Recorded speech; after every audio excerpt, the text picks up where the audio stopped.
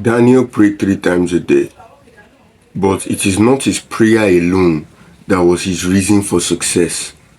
Daniel was a heavy worker and he read a lot. He never gave up. He was constantly working. He prayed, but he also had a plan. And he made sure that he executed on that plan to the end. Your problem is that you are only praying, but you don't have a plan. You are not putting it to work. Nehemiah in the Bible, when he heard that while he was building the wall, some people wanted to attack him, he prayed. After he prayed, he now put men on guard. He put men to protect everywhere. He prayed, but he also took action. He also had a plan. He also had something for God to bless. God asked Moses, what is in your hand? The Bible says God will bless the works of your hands. Faith is not foolishness, neither is it laziness. Faith is belief with action in accordance to wisdom. That is what faith is. Where is your action? Sometimes it is what you have in hand that God is going to use and bless you. It was not King Saul's armor or his shield that delivered David. It was the slingshot that he was very skilled with that delivered him. Yes, God saved him, but God used what he was used to. I'm not saying you should never learn and innovate, but I'm saying just because God is involved does not mean you don't have to put any input. You have to work, man. You have to work. Put your mind to work. Put your hands to work. Learn. Get better. Get knowledge. And in all you're getting, get understanding. Do not slack off. Do not waste any time. One of the reasons why many businesses fail is because they fail to innovate. Innovation in the sense that they do not apply new strategies. They just stick to one thing and they don't try to refine that thing. And many times the reason why a business feels like that is because of the person at the head. The boss is not committed to change. He's not committed to growth. And he's a quitter. Now, they said 70% of businesses fail. This is the reason why. Because many times, a few percentage is because the business idea is crap. But most times because the people give up. You can't give up, guy.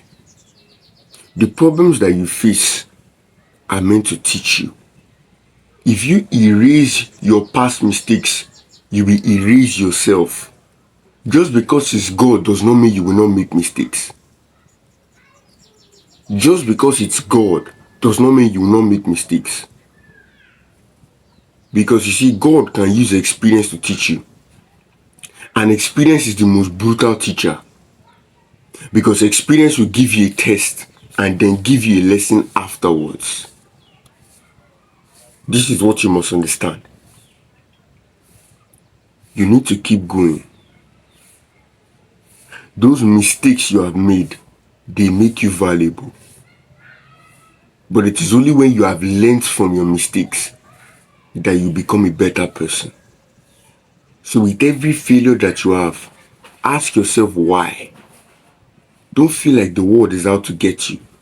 Ask yourself why.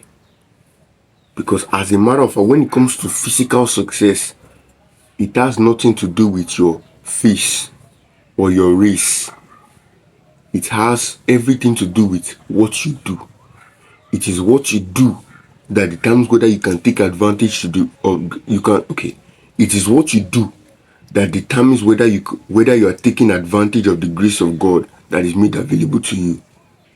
God sends the rain down. The rain doesn't just fall on one roof alone. It falls for everybody. It falls on all the farmlands. But you see, it is not the righteous man that gets a bountiful harvest. Neither is it the wicked man that gets a bountiful harvest. It is the man that planted his seed in the soil. It don't matter whether you are righteous or wicked.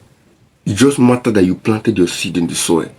I'm not trying to say that you should now neglect righteousness. No, righteousness is its own reward, in the sense that one day you stand before God, and that's where that one will be important. No amount of money can buy you a second of time, and no amount of money can take you to heaven. Put that in mind. So why I'm emphasizing the fact that physical success is available to everybody, regardless of who you are, spiritual success is only available to those who love God. That is having Him in your life and letting Him take control of your life. And that is by believing in what Jesus Christ did for you. So at the end of the day, my prayer for you is that you have a relationship with God, because it is a very wonderful thing